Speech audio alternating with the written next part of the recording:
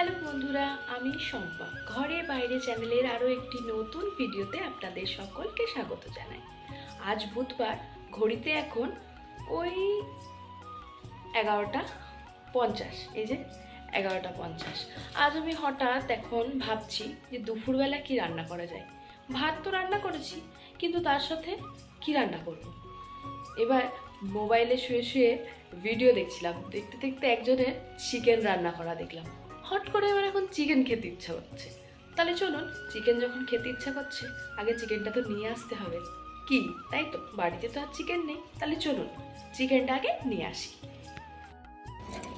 এই যে তালাটা মারা হয়ে গেল, আর এই যে গাড়ির চাবি। চলুন। দেখছেন কি রোদ বাবা, গাড়িটা রোদে থেকে থেকে আমার সব পুড়ে গেল।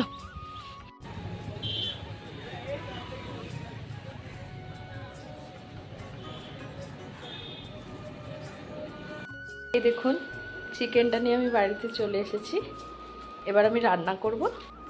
এই যে মাংস রান্না করার জন্য আমি রসুনগুলোকে ছাড়িয়ে নিই। এই যে আমি সব কিছু রেডি করে নিয়ে চলে এসেছি। চলুন তাহলে চটপট করে রান্নাটা এবার করে ফেলি। এই যে জিরাটাও আমি এর ভিতর দিয়ে দিলাম। আমি মিক্সারে সব কিছুটাই বেটে নেব। আপনারা বেশি থাকলে অল্প অল্প করেও সব কিছু আলাদা আলাদা করে বাটতে পারেন, কিন্তু আমি সব কিছু একেবারে বেটে নেব। টমেটো, পেঁয়াজ, রসুন, আদা সব।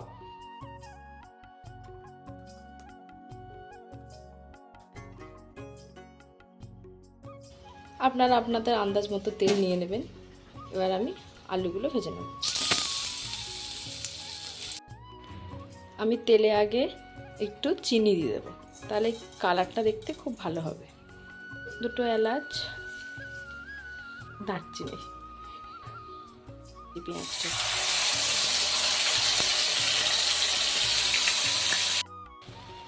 এবার আমি টমেটো বাটাটা দিয়ে দেবো,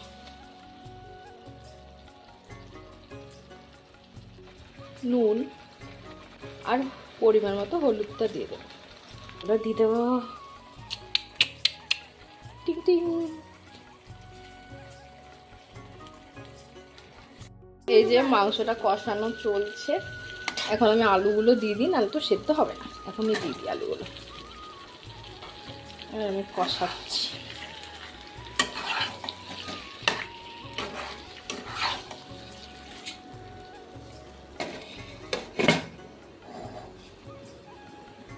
ঢাকা থাক, একটু হোক। এই দেখুন এরকম দেখতে হয়েছে।